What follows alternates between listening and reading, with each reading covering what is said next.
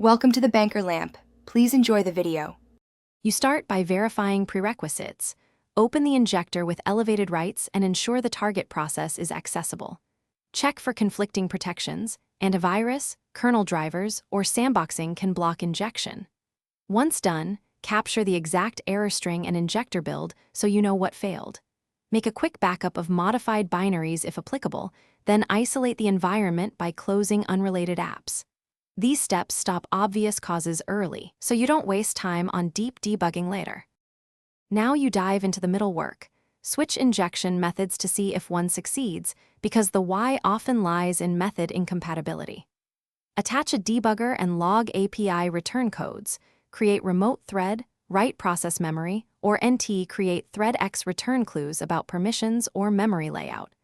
Make sure the injector matches the target architecture, and account for ASLR and DEP.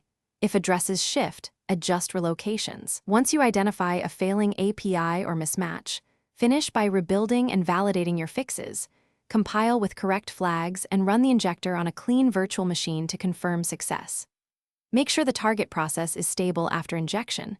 Watch for memory leaks, thread crashes, or corrupted state, and roll back if you see repeatable patterns.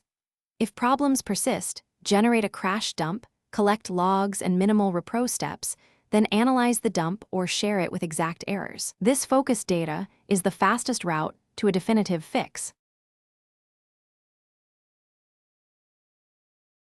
Thanks for watching. If this was helpful, leave a like and consider subscribing. See you next time.